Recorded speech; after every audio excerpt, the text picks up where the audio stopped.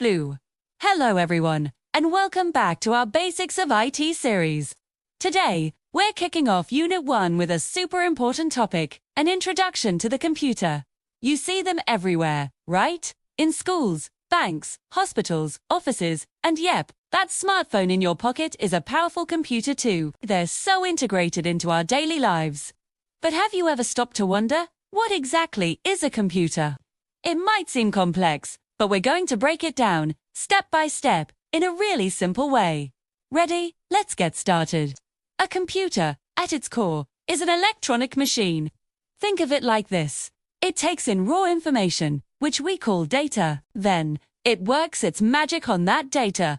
That's the processing part. Finally, it gives us a useful result, which we call output. It does all of this by following a specific set of instructions, known as a program. So a simple formula to remember is, a computer's job is input, then processing, then output. And remember, a computer doesn't think for itself like we do. It's just really, really good at following the instructions we give it. All right, to really get how computers work, we need to nail down two key terms: data and information. Think of data as just raw random facts. For example, the number 90 or the name Rahul or even A+. By themselves, they don't mean much, right? But here's where the magic happens.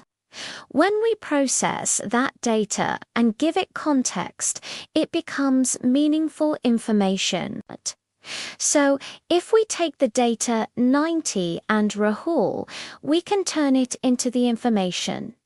Rahul got 90 marks in his IT exam. See, the computer's main job is to turn messy data into useful information. And how does it do that?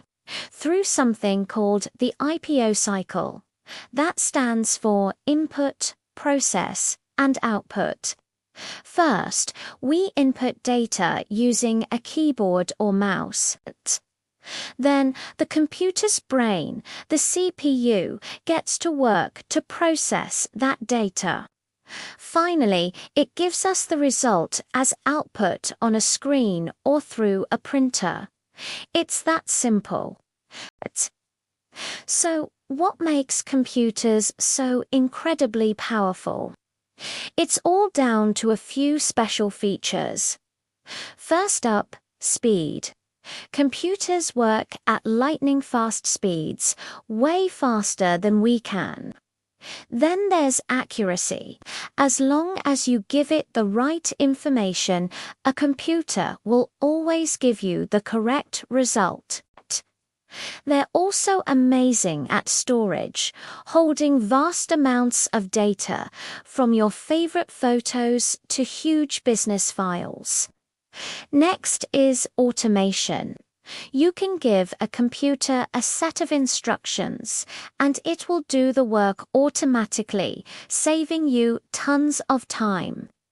Finally, versatility. Computers aren't just for one thing.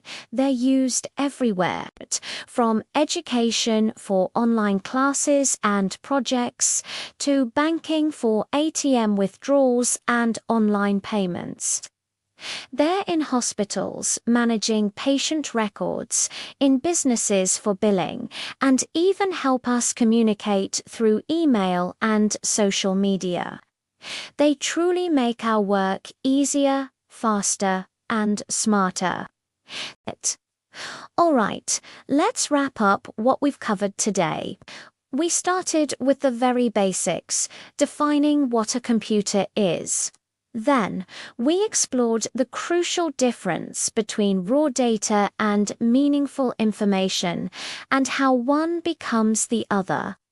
We also walked through the fundamental IPO cycle: input, process, and output, which is the core of how every computer operates.